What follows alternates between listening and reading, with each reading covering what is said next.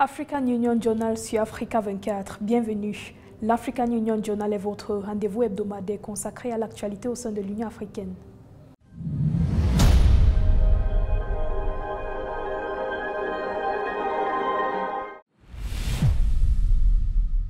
L'économie numérique africaine pèserait 712 milliards de dollars d'ici 2050, soit 8,5% du produit intérieur brut continental. La réalisation de la vision d'une Afrique numérique nécessite le développement de solutions numériques locales. Le continent ne compte que 7 start-up licornes, c'est-à-dire des entreprises technologiques dont la valeur est supérieure à 1 milliard de dollars. Plus de détails avec Nathalie Mo.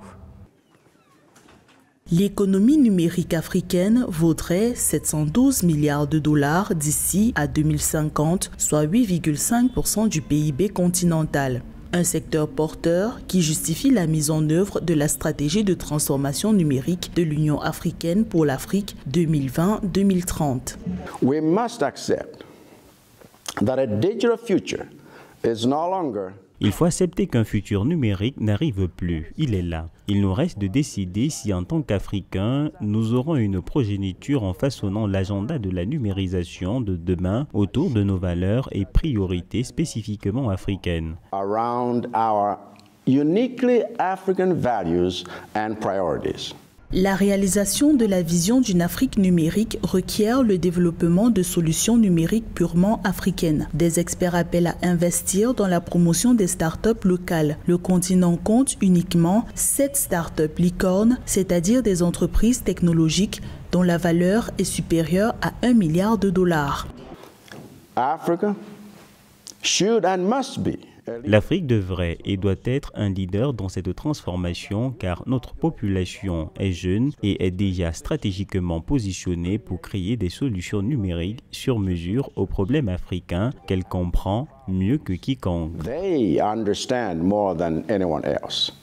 La digitalisation du continent africain s'opère dans un environnement où la réduction de la fracture numérique évolue moins vite que la croissance de la demande en infrastructures numériques. L'Union africaine recommande au gouvernement d'œuvrer dans 4 chantiers clés susceptibles d'asseoir véritablement la transition numérique du continent, la cybersécurité, la protection de la vie privée et des données personnelles, les compétences numériques et le développement des capacités humaines. L'organisation panafricaine estime également que le défi de la digitalisation passe par la réussite de la transition énergétique du continent. Aujourd'hui, il faut se digitaliser pour améliorer nos services publics, il faut se digitaliser pour que nos entreprises soient plus productives et justement pour atteindre ce but-là, il n'est pas possible de le faire avec une plateforme informatique traditionnelle.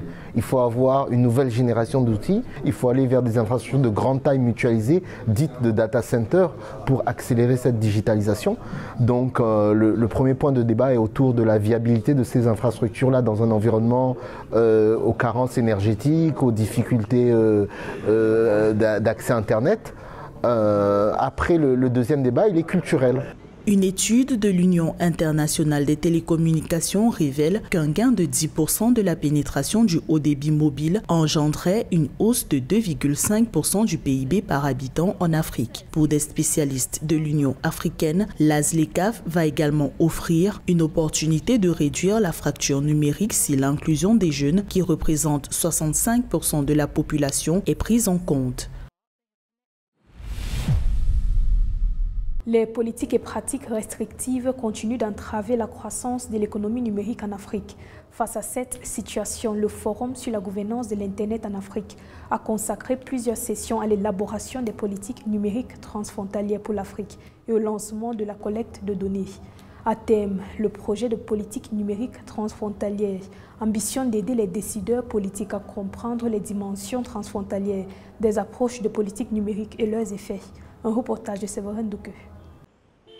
Dans sa quête des mécanismes pour booster son développement, les autorités africaines envisagent d'exploiter le potentiel des technologies et les opportunités du numérique pour créer de l'incidence sur les ambitions de croissance par la communion des synergies. Le sujet était au cœur des échanges au 11e Forum africain sur la gouvernance de l'Internet à Lilongwe au Malawi. Pour le ministre malawi de l'Information et de la Numérisation, trouver des solutions qui induisent la croissance par le numérique s'impose de plus en plus. Ce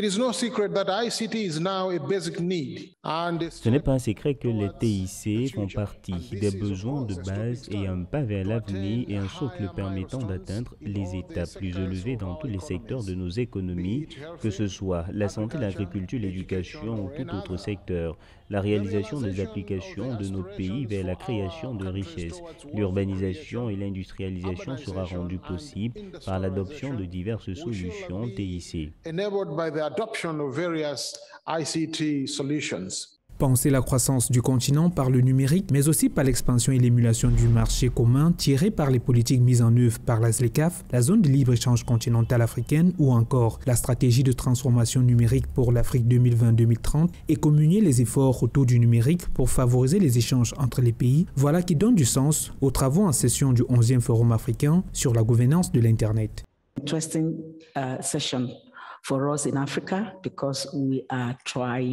une session intéressante pour nous en Afrique parce que nous essayons de développer notre commerce transfrontalier, les accords commerciaux africains que nous avons conclus, et si nous n'avons pas les bonnes politiques et si nous ne mettons pas en place les bons mécanismes et processus, il pourrait être difficile d'effectuer des transactions intercontinentales pour l'Afrique.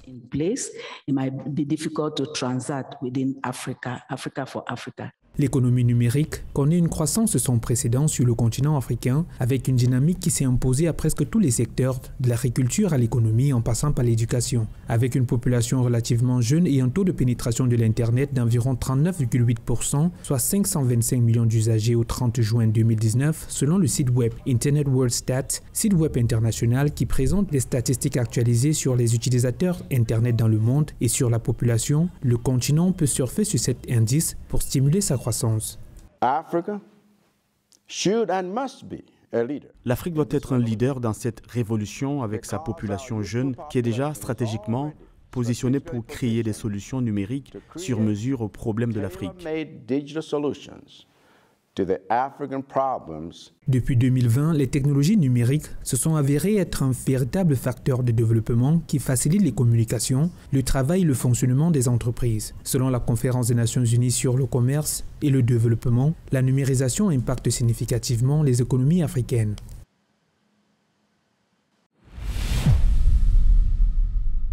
Plus de 1 000 milliards de dollars de pots de vin sont versés chaque année dans les pays développés et les pays en développement. Ces chiffres de la Banque mondiale illustrent la gravité de la corruption. Pour tenter d'apporter sa contribution pour une bonne gouvernance en Afrique, la société civile appelle à une innovation des systèmes de démocratie. Roberto Bogbé. La société civile africaine souhaite voir la gouvernance améliorée, tout comme la démocratie telle qu'elle se vit et s'applique, adaptée aux réalités. Même si le pouvoir politique a un ancrage et une marge de manœuvre hyper dominant, certaines brèches peuvent permettre d'impulser une certaine dynamique, moindre soit-elle. Lors de la session 2 du Forum citoyen sur la démocratie et les changements anticonstitutionnels de gouvernement tenu du 11 au 13 juillet 2022, des associations de la société civile ont débattu sur le sujet. Il y a un narratif différent dans chaque espace, mais la chose qui me vient toujours à l'esprit, c'est que la démocratie est toujours prise sous son prisme purement traditionnel. Nous n'abordons jamais la démocratie du point de vue de l'investissement et de l'argent. Nous sommes tellement absorbés par la politique. Le monde fonctionne avec l'argent, il régule tout. Du coup, la politique c'est bien beau, mais comment penser à voir les choses autrement au sein de nos systèmes? La session 2 du Forum citoyen sur la démocratie examine les changements anticonstitutionnels en Afrique avec un accent particulier sur les lacunes et les défis qui prévalent dans les systèmes démocratiques contemporains du continent. Cela comprend les élections, les transferts de pouvoir non démocratiques, le multilatéralisme inéquitable, les systèmes religieux politisés, l'influence des intérêts étrangers et l'engagement civique. À certains égards, le plus grand problème n'est même pas l'incompétence et la corruption de nos dirigeants, mais juste la corruption du système de gouvernance internationale et la façon dont il s'impose à notre peuple. Alors, encore une fois, quelles sont les choses que nous pouvons faire à ce sujet? De nombreuses communautés de nos pays ont été à un moment donné des victimes et à d'autres moments des auteurs. Nous devons donc réfléchir de manière créative et énergique autour des cadres de vérité, de justice et de réconciliation. Et pour ce faire, nous pouvons utiliser le langage des droits de l'homme et de la justice translationnelle. Défi à la démocratie et à la bonne gouvernance en Afrique, renforcement des capacités de la société civile pour la réforme démocratique, mais aussi tirer parti de la technologie civique et de l'engagement numérique pour une gouvernance responsable. Les thèmes présentés et débattus ont été divers. Une constante, épurer le système de gouvernance qui plombe l'essor de l'Afrique. Vous êtes d'accord avec moi, dans les pays du continent où nous avons vu des présidents supprimer la limite des mandats, par exemple, ils ont toujours soutenu que les gens veulent que je reste et je fais juste ce qu'ils veulent. Et bien sûr, nous savons que ce n'est pas nécessairement correct. Même si certaines personnes soutiennent de tels mouvements, cela ne signifie pas forcément qu'ils représentent les opinions du peuple. Plus de 1000 milliards de dollars de pots de vin sont versés chaque année dans les pays développés et les pays en développement. Ces chiffres de la Banque mondiale illustrent la gravité de la corruption. Côté démocratie, l'on continue d'enregistrer des coups d'État sur le continent. Dernier en date, la Guinée et le Mali, où des manœuvres pour un retour à l'ordre constitutionnel sont en cours. Et au menu de l'actu en bref de cette édition de l'African Union Journal, tenue d'une retraite stratégique des partenaires du Centre africain de développement minier pour évaluer la situation minière du continent.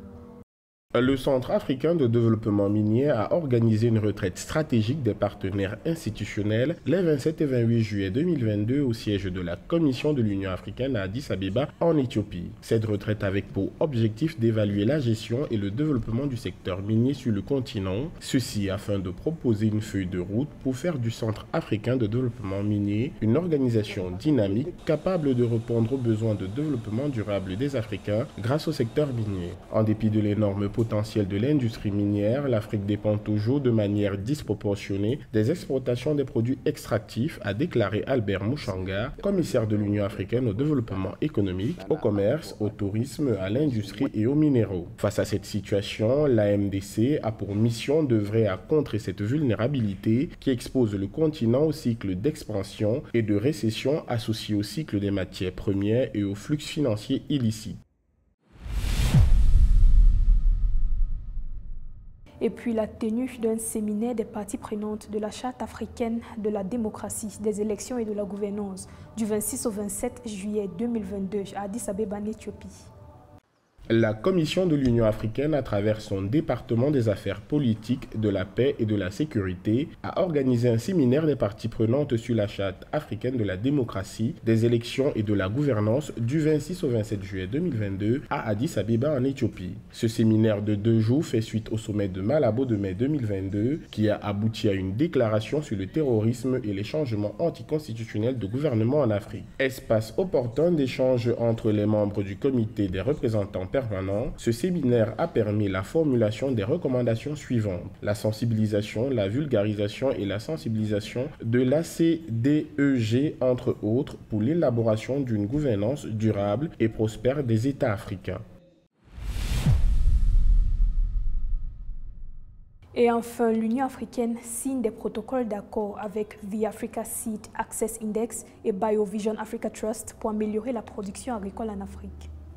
Améliorer l'accès des agriculteurs aux semences de qualité et le développement de l'agriculture biologique et écologique, tel est l'objectif d'une série de protocoles d'accords signés par l'Union africaine par l'intermédiaire de son département de l'agriculture, du développement rural, de l'économie bleue et de l'environnement durable avec The Africa Seed Access Index et BioAfrica Trust. L'abordabilité et l'accès des semences de haute qualité sont essentiels pour améliorer la productivité agricole. Nous devons donc améliorer la qualité des débats et des actions visant à améliorer les systèmes sémenciers sur le continent, a déclaré Josepha Sako, commissaire de l'Union africaine à l'agriculture, au développement rural, à l'économie bleue et à l'environnement durable. En Afrique, le secteur agricole est au cœur des économies étatiques. Il contribue en effet à hauteur de 23% du PIB et constitue un réel réservoir d'emploi puisqu'il représente en moyenne 55% de la population active des pays africains. La conférence continentale de la zone de libre-échange continentale africaine sur les femmes et les jeunes dans le commerce se tiendra du 12 au 14 septembre 2022 à Dar es Salaam, République unie de Tanzanie, au Julius Nyerere International Convention Center. organisé en collaboration avec le gouvernement de la République unie de Tanzanie sous le thème « Femmes et jeunes, le moteur du commerce de la ZLECAf en Afrique ». Cette conférence se déroulera dans un format hybride et fournira une plateforme pour interroger la manière dont les résultats des consultations et des enquêtes peuvent être transformés en un protocole populaire qui facilite l'engagement et la participation des femmes et des jeunes dans le commerce. Du 20 au 25 novembre 2022, le Niger va abriter le sommet extraordinaire des chefs d'État africains sur l'industrialisation et de la diversification économique de l'Afrique. Ce sommet de l'Union africaine sur l'industrialisation et la diversification économique vise à mettre en évidence la détermination et l'engagement renouvelé de l'Afrique en faveur de l'industrialisation qui constitue l'un des piliers centraux de la réalisation des objectifs de croissance économique et de développement du continent tels que définis dans l'agenda 2063 et l'agenda 2030.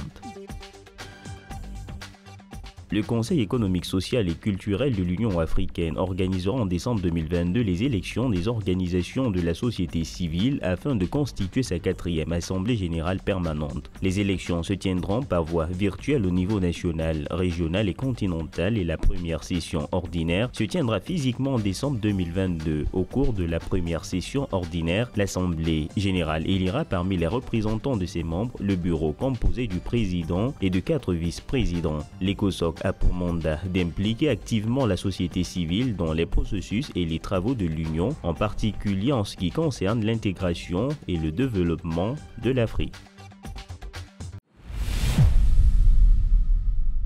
Du haut de ses 76 ans, le Congolais Basile Ikwebe est depuis mai 2021 le haut représentant de l'Union africaine au Tchad. Après avoir représenté le Congo aux Nations Unies, il a occupé pendant 8 ans le poste de ministre des Affaires étrangères de la République du Congo. Aujourd'hui, Basile Ikwebe est reconnu par l'Union africaine comme l'une des figures marquantes de la médiation au Burundi. Pour la 3e fois, il intervient dans la sphère tchadienne avec le désir d'aider le gouvernement de transition à céder démocratiquement le pouvoir civil pour un retour à la paix. Son portrait avec Joël Balou. Précédemment représentant spécial du président de la Commission de l'Union africaine au Burundi et dans la région des Grands Lacs, le Congolais Basile Ikwebe est depuis le 24 mai 2021 le haut représentant de l'Union africaine au Tchad. Il a été désigné par le président de la Commission de l'Union africaine, Moussa Faki Mahamat, pour accompagner le Tchad dans la gestion de sa transition vers des élections démocratiques afin de céder le pouvoir aux civils. Malgré ces contraintes internes, le Tchad a trouvé la force morale et l'élan de cœur pour participer activement à la recherche de solutions d'une paix durable autour de lui. Prenez besoin de vous faire ici la liste de ces engagements qui méritent encouragement, reconnaissance et solidarité. Avant cette nomination, Basile Ikwebe était le représentant de l'Union africaine au Burundi. Dans ce pays de la région des Grands Lacs, il venait en appui aux efforts de la communauté de l'Afrique de l'Est qui œuvrait à la résolution de la crise politique et sécuritaire qu'a connue le Burundi en 2015. Un schéma presque similaire au Tchad qui est en proie à une transition politique incertaine depuis le décès, le 20 avril 2021, du président tchadien Idriss Déby Itno. Durement, cruellement et brutalement meurtri par la disparition en pleine guerre de son chef, l'Union africaine a décidé d'accompagner dans le cadre d'une transition inclusive, apaisée, au moment où, à l'intérieur comme à l'extérieur de ce pays, beaucoup redoutaient le pire, voire l'implosion d'une nation en péril, qui a toujours su faire preuve d'une admirable résilience. Né le 1er juillet 1946 en République du Congo, Basile Ikwebe possède une riche expérience tant nationale qu'internationale. Entre 1998 et 2007, il représente la République du Congo auprès des Nations Unies et est l'envoyé spécial dans de nombreuses missions de paix sur le continent. Il a servi son Congo natal comme ministre des Affaires étrangères et de la coopération internationale de 2007 à 2015. À l'occasion de la fête nationale, je crois que le processus s'est accéléré avec l'annonce par le président du comité militaire de transition de la participation des politico-militaires au dialogue national, la création des 2 comités chargés de l'organisation de ce dialogue, Je crois que nous avons connu là une accélération.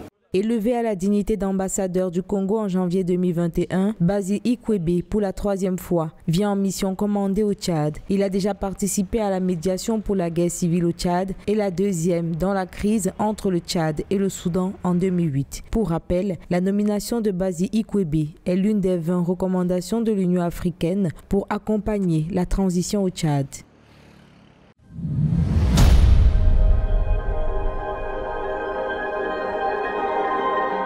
Merci d'avoir suivi cette édition de l'African Union Journal. Restez sur Africa 24 pour les prochaines éditions.